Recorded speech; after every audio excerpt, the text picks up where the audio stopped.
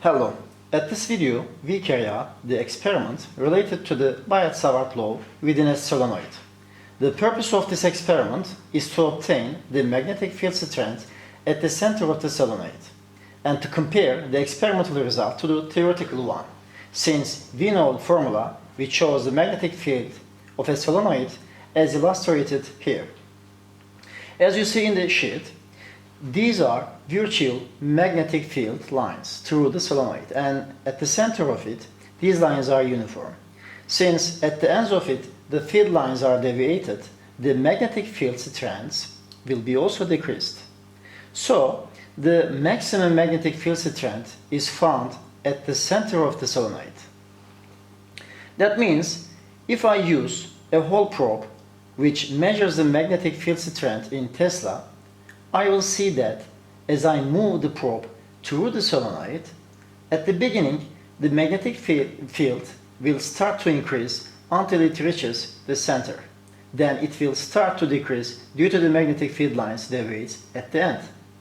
Here we use this formula to check the theoretical value for the magnetic field of a solenoid at its center. Here μ0 is the constant of the permeability of free space. The capital N is the number of turns for solenoid. L is the length of the solenoid. And if we divide capital N to the L, we will find small n, which defines the magnetic field in the formula. So I is the current flows on the solenoid.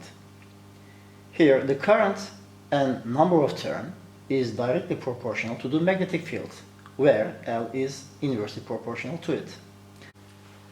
Let's do the experiment. For this purpose, we have a setup like that. And we will operate a DC power supply to make the current flow through the solenoid. A Tesla meter with a probe here. This is a tip of the Hall probe. Yes, in order to measure the magnetic field strength, we will use this probe. We have a solenoid with a number of turns of 200. And we have a glider or rail system to move this probe precisely at the center of the solenoid. Now I try to position the tip of the probe at the center of the solenoid. Then for each distance, starting from the one end, I will record the value seen on the display. When I come to about the center of the Tesla meter, I mean like that, here, we will see that the magnetic field strength values will have same values. But as I mentioned before, when we leave this uniform region, the values of the magnetic field strength will decrease. So, we will record this data for you. Let's do a measurement. For example, first we will operate the power supply, and here you see the multimeter shows approximately 1 ampere. Let me put this multimeter here.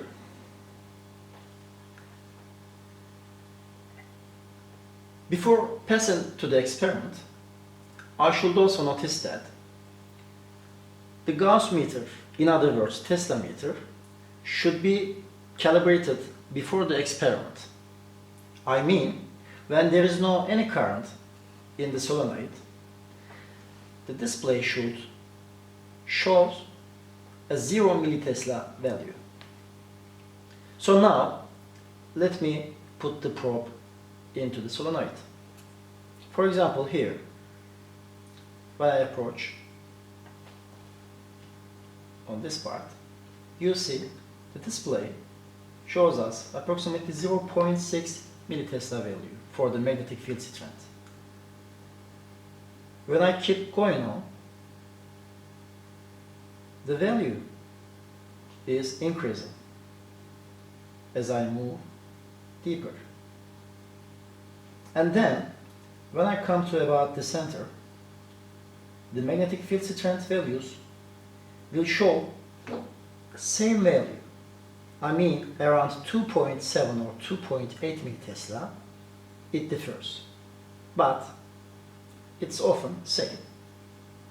So if I keep going on, and if I come to this part,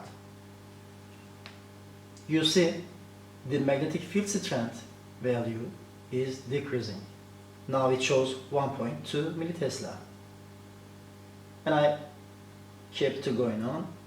Then we leave the solenoid here, and the magnetic field strength is 0 millitesla. Let's reverse the process. Here you see 0.3 millitesla, 0.7, 1 millitesla, 1.2, 5, 6, 7, 2 millitesla, 2.5, 2.6, 2.7, 2.6, 2.7, 2.7. Yeah, this part is the uniform part, that the magnetic field lines are uniform.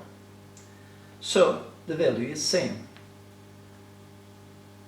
But when I approach this end, you see the magnetic field value is now 0 millitesla, like that. Through the experiment, we will also measure the magnetic field strength for these solenoids. Here, this has a number of turn of 300, and this one has a 100 number of turn. So at the end of the experiment, we will show that different types of solenoids have different magnetic field strength at their center. In addition, you will plot magnetic field versus length of solenoid graphs. And also you will make a percentage analysis for the magnetic permeability of the free space. That's all. Thank you for watching.